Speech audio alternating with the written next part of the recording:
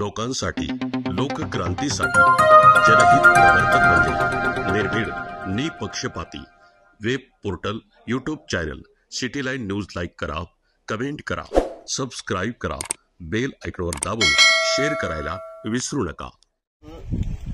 काय होणार नाही भविष्यात ना. आणखी दुसरं झाड डॅमेज करायचे ते काढून टाकलं पाहिजे.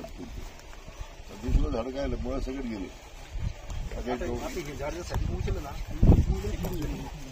माझ्या भागातच काल शेण केलं त्याला मार्ग झाड पण डॅमेज झाला.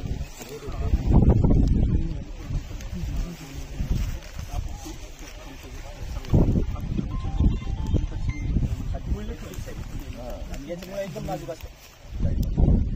आता अशा परिस्थितीला गाडीमध्ये ग्रुप होतो.